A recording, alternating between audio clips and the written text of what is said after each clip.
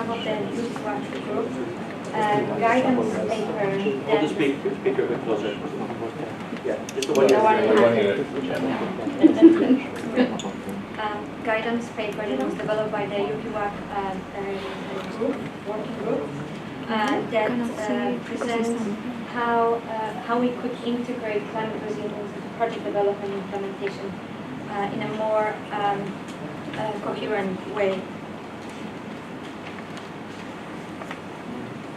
Get to the arrows. Good.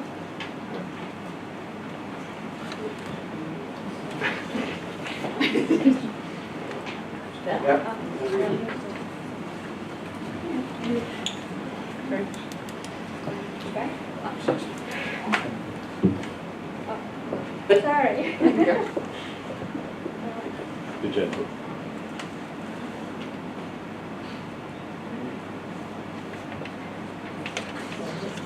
Okay.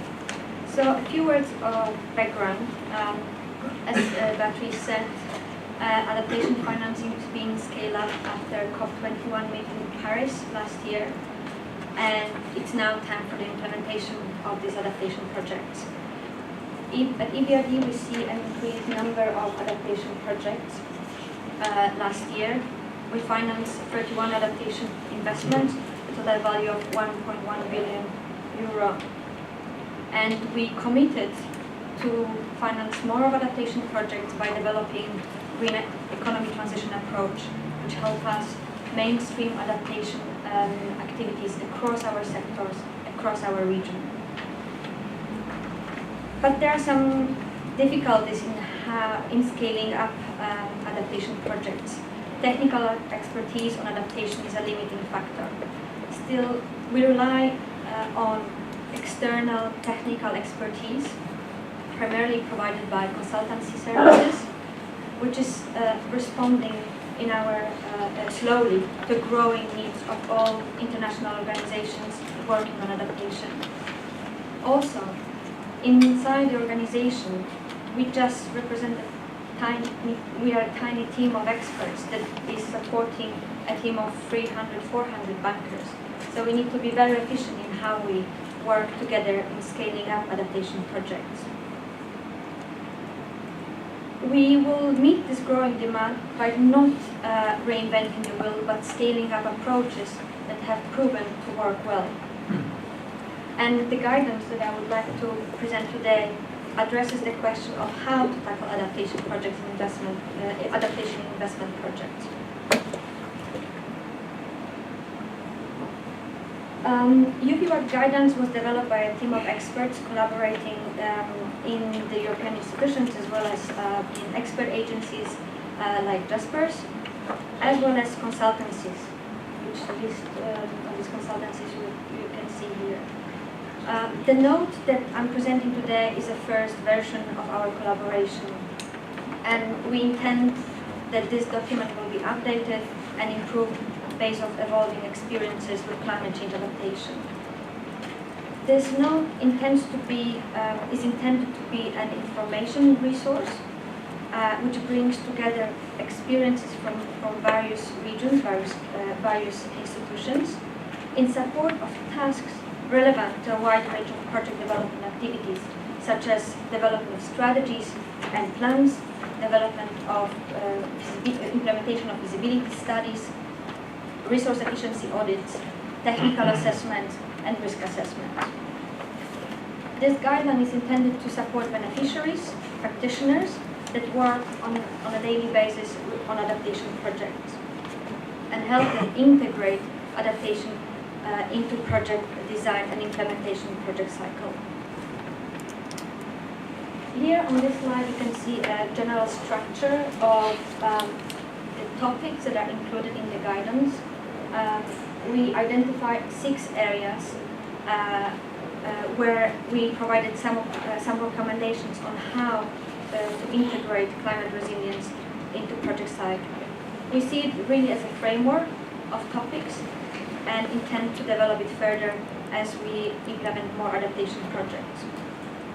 So now I will go through all these 6 topics and mention some of the recommendations that are included in the document. So project scoping. This is the first step. EAB colleagues were talking about the screening process, which is very important in initiating climate adaptation project. At this stage, we usually identify established project boundaries that take into account not only assets but also systems that are being financed, while also we consider wider boundaries as needed, such as regional aspects of the project. We also need to establish appropriate timescale for adaptation project. This includes not only intended lifespan of the infrastructure of the asset, but also lifespan of the systems and institutions we finance. And finally, project scoping should involve preliminary priority climate, the identification of preliminary priority climate vulnerabilities to give this high-level snapshot of where the risks are and how we can tackle them in the future.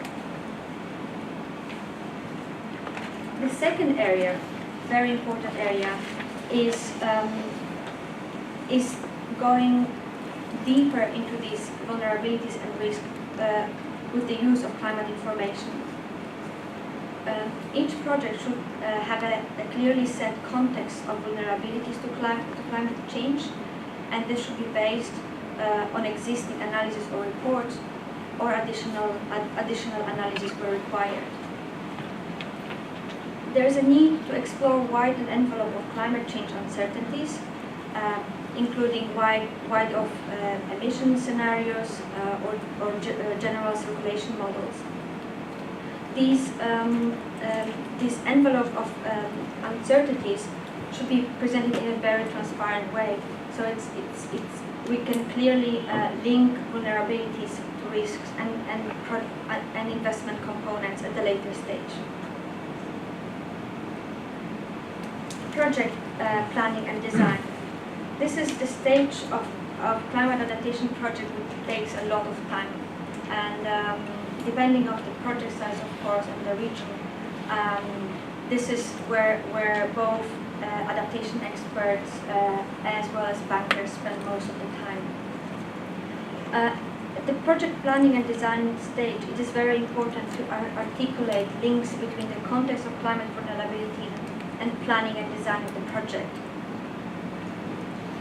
It's also very important to assess climate risks that might affect the project and its performance and prioritize these risks. These results from a climate risk assessment inform the design and integration of adaptation measures in the investment project. At this stage, we usually develop two groups of measures, structural and non-structural adaptation measures. By structural measures, I mean all, for instance, modification to design of the infrastructure asset, while on the non-structural adaptation measures include activities like monitoring programs or capacity building. These two go hand in hand and should be considered when developing the project. Additionally, at this stage, it's very important to present the adaptation recommendation in a very specific way. It's unclear recommendations will never be considered by an investor. So it's very important that these recommendations are specific as much as possible. Also, at this stage, it's worth referring to international best practice developed by industry organizations or governments or international organizations. OECD is currently undertaking a very interesting work on mapping those standards and mapping some of the emerging good practice. You and us, international organization, will be able to refer to when developing investment projects. Once the project is designed, the initial project structure is designed, the next stage includes analysis of costs and benefits. uncosted climate resilience recommendations do not support investment projects. So that's why it's very important that costs associated with adaptation measures are clearly explained using monetary terms. The same applies to benefits. Finally, a set of financial and economic indicators should be used to demonstrate the viability of the project. And here you can see on this slide a couple of such indicators like NPV, IRR, the cost-benefit ratio. Once we have all this information, cost, benefits, project design, we need to be very clear how we communicate our findings to the stakeholders. And by stakeholders, I mean governments, project implementing agencies, but also civil society organizations that are looking carefully at projects and would like to either be involved or comment on the design of the project because it might affect local population. These recommendations should become, and results of the project should be communicated in a transparent way that allows all the stakeholders to use them in the decision-making process. And finally, the sixth area promoted by this guideline is project implementation, operation, and monitoring phase. It's very important that recommendations feed through to design of agreements between the financing institutions and project implementation entities, and are included in the project design documents such as tender documentation, for instance, or operation manuals.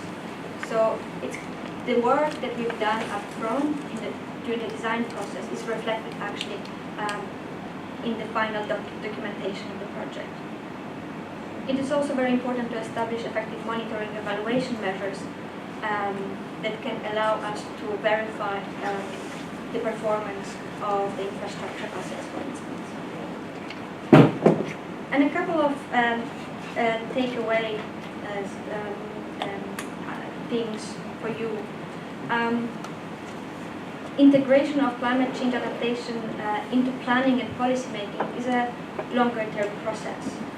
With these guidelines, we hope to give some support in what kind of elements should be included in this process. We fully agree with other organizations that initiating climate change adaptation assessment at early stage pays off. And it's very important that the screening is done properly and the project design phase follows this process. And also we agree that, and we tested in our projects, that integrating climate change adaptation assessment into all project development stages is helpful in mainstreaming and developing and scaling up adaptation approaches. At EBRD, how we can use this guidance are attaching the guidance to our terms of reference. We also developed numbers of terms of reference for investment projects that include specific sections on adaptation, so they can guide experts that are helping us design the project to identify data, identify information that is required to make informative decisions about the structure of the infrastructure project. We also plan to use this resource in our internal mechanism for developing public-private projects. And also we disseminate this document widely to our staff to raise their awareness about various elements of the project design process. We hope that other organizations will help us disseminate this information collected in the guidance and scale up adaptation projects. I would like to repeat that this is really a first version of the guidelines. We look forward to gathering your feedback to decide to apply some of the rules of this guideline, whether you found it useful, what works, what is missing. And hope perhaps during the next meeting of JASPERS to discuss some of the emerging lessons learned from how this guidelines is helps various authorities in developing adaptation projects. Thank you.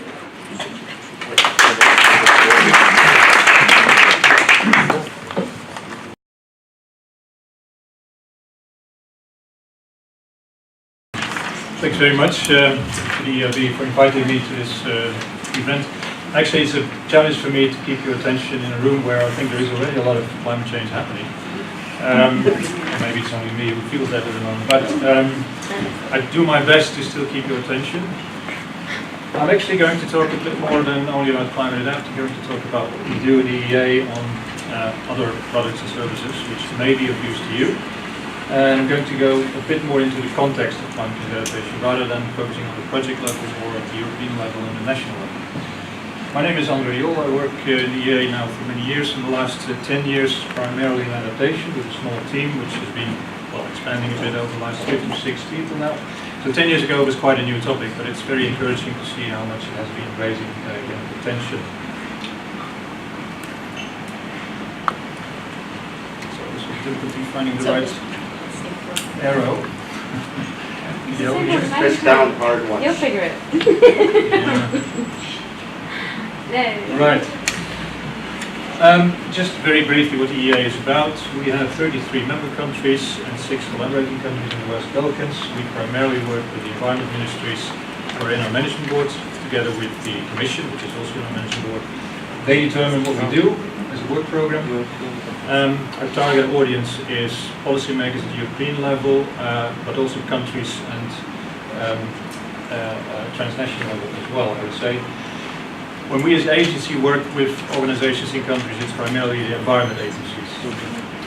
And what I'd like to mention here, we're also supported by a so-called topic center, which consists of a number of research and other organizations supporting us in our work. And actually, maybe to say one thing more here, you may wonder why environment ministries or environment agencies are involved in adaptation. I think one of the reasons is that it's a cross-cutting topic. Environment ministries and agencies are often very familiar with cross-cutting topics: water, biodiversity, waste, you name it, ecosystem services. It's already very cross-cutting. And maybe we should not forget the need also to make sure that adaptation is coherent and consistent with policies and actions in the other areas which you just mentioned. So briefly about a couple of activities we've been doing the last years.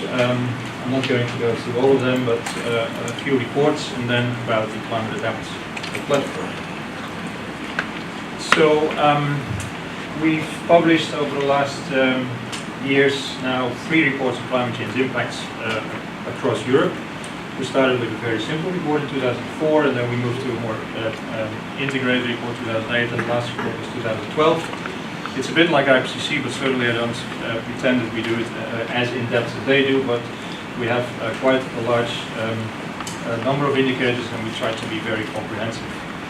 We work with many other organizations, Joint Research Center, World Health Organization, other organizations as well, research projects to prepare these reports.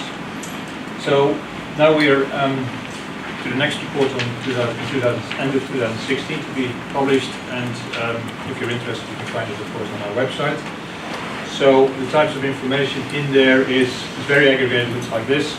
Of course you know this, the different impacts across Europe. I'm not going to go through that, but it's important I think to remind ourselves that Europe has very different types of impacts across the whole continent, from even the Arctic to the Mediterranean, coastal areas that were mentioned before, mountain areas as well. So it's a very diverse continent with very diverse types of impacts.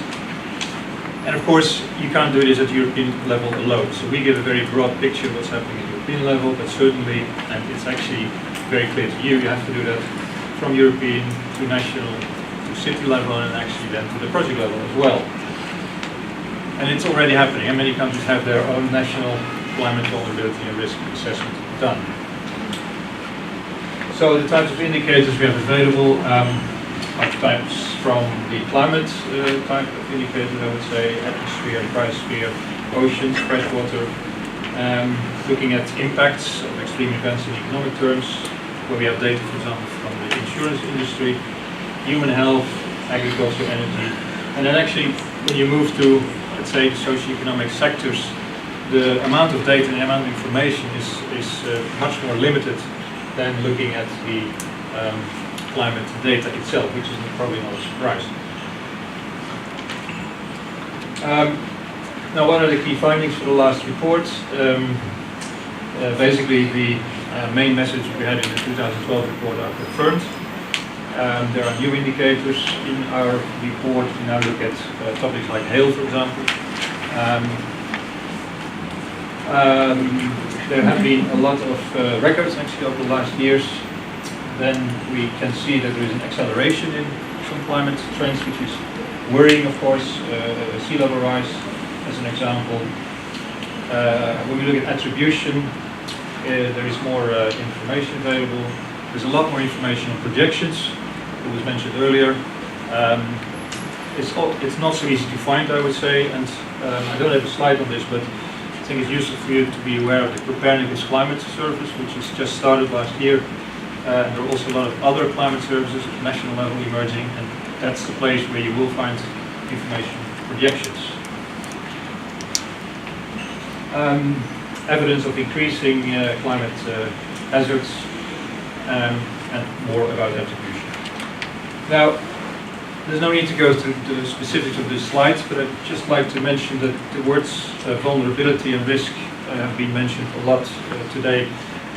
It's important to be aware that there are different types of definitions out there. Now, it's not maybe needed for you to be fully aware of all the background why there are different definitions, but IPCC started with a more aggregated vulnerability concept in 2007. They moved to a more risk-based concept in 2012. And there are also other definitions, for example, from UNEP. Now, the main message I want to give here is that be aware that there are different definitions out there. When you come across literature and information, I think it's important that you try to find out for yourself what it actually means. I'd like to mention a report from the JRC. It was done actually for DG Climate Action. I think it gives very important messages and insights. So this could be relevant for you. I'm not going to read out all the messages here, but it's a report published last year about critical infrastructure and climate change. And the type of information in there is shown in this map, which is a bit complicated, but the main message here is that increasingly in the future you'll see multi-hazards occurring. So, for example, up to 4 hazards in one location, so you can start to identify hotspots where there will be increasing number of hazards. When this is from the JRC report, they looked at these types of hazards. Now moving to a couple of EA reports, and then I'll say something about climate adapt. We did, for the first time, an analysis of what's actually happening in Europe at the national level on adaptation. This was done through a survey to countries. We had an extensive exchange with countries about their information. We asked them a number of questions, and then we grouped the answers into these topics. And I'll give a few of the key messages of the report. This afternoon was mentioned that there are 21 countries in the EU which have a strategy, but if you look at the EA 33, it's actually 23 countries which have a strategy in place. And you see that only very few started around 2005, but most started, let's say, 5 years ago. Some countries moved from a strategy to an action plan. Mainstreaming is very much the main activity still there. And the main drivers, interestingly, have been the existence of extreme weather events in the country, and the damage cost experiences in the countries, but also just one graph from the report showing which are the priority sectors. Is not really a surprise, I think, that many countries started focusing on water, both flood management, but also water scarcity and drought management. Agriculture, forestry is mentioned, and then you see actually that infrastructure, energy, and transport are quite low on that overview.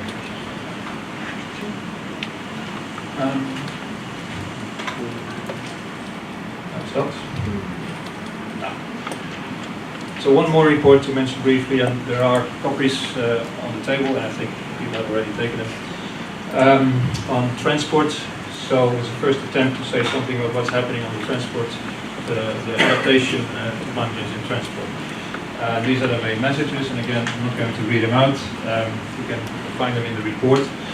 Perhaps interesting for you is that there are a couple of examples in there, so there are emerging examples, and this is a list of the examples we have been able to collect, which is in the report, where in different transport modes there have been operators and infrastructure developers starting to look at information and climate risks issues in their own practices. So let's move now to climate adapt. Just to make clear, climate adapt was really set up for the purpose of helping countries, transnational regions, and other authorities, for example cities, also to develop their own strategies and action plans. It's certainly meant to be complementary to other platforms. I'll say something about it later on. We are managing this at the EA. It was launched in 2012, and we do that together with DG Climate Action. We have a number of ways of disseminating information. We have newsletters, we have webinars, and other ways of disseminating. I'll come to that also. Now this shows that there are other platforms out there. For example, there is a transnational platform between France and Spain on the Pyrenees. There are national platforms. This one is the German national platform at the German Environment Agency. So, of course, we cannot and we should not maintain all this information in the Climate Adapt platform. It's important that we have links to other platforms where the information is in the national language. It's more detailed. It's more relevant for the very specific circumstances. We try to be complementary.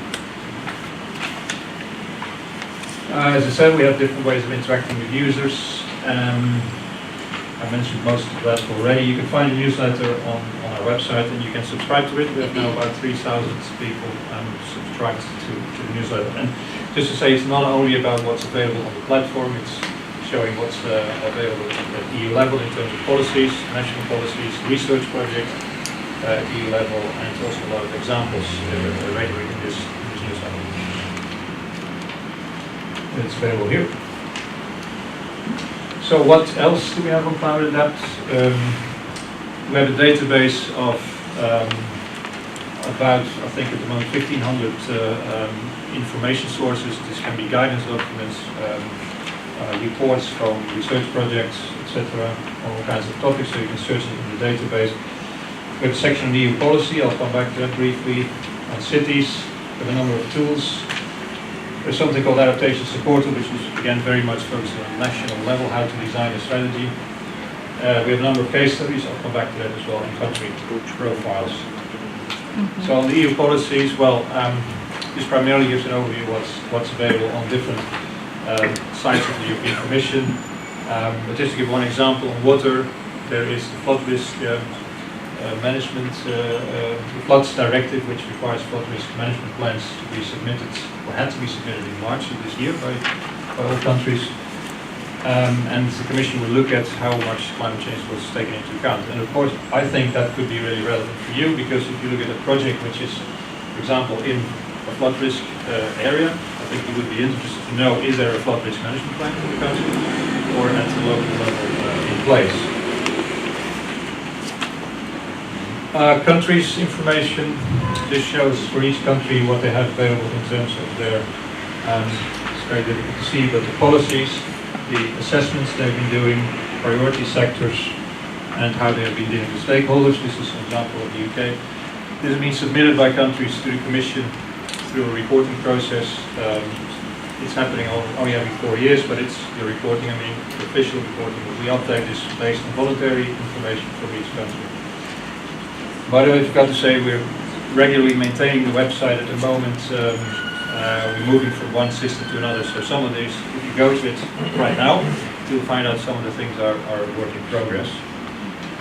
But soon we'll have been moving fully to this new platform. There is information on cities. We have a lot of cities from the Covenant of Mayors project, mentioned by Beatrice already. City profiles taken from there, we put it on the site. We have also a lot of maps available which you can see for yourself if you're interested in different climate threats, heat waves, flooding, water scarcity, and forest fires. So then I'll show a couple of cases which might be relevant, and then I'll wrap up. So there are cases which we've been collecting from many different organizations, from cities, from organizations which we meet. So there hasn't been a fully coordinated process for that. I think it could be interesting to also include projects from the EIB. We could have a discussion how we could do that in practice. But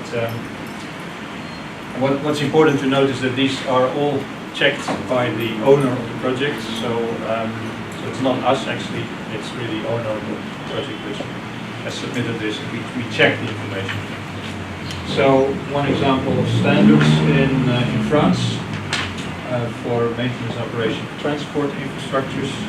Another one about the building in Rotterdam, climate resilience, retrofitting of the building, and one on water scarcity and drought.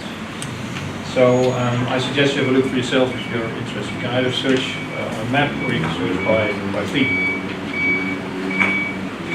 I'd like to actually wrap up now, showing where we see the trend over the last years. I think there is a move, has been mentioned many times already, but I'll just kind of confirm that from strategies towards more implementation. And once you have implementation, there's a need to monitor, are you really effective in your implementation. There is a move from looking only at observations, climate observation, much more to impacts, and then from impacts to risks at different scales, I would say. Again, European, national, city, and project level. There's a whole topic also of co-creation of knowledge. It's more and more about working together to develop knowledge rather than from a research perspective only. There's an increasing awareness, we talked about it a lot already in the business sector. And I'd like to just mention that there is a high interest in sharing information, and we hope to be contributing to that through our climate adaptation method. Thank you very much.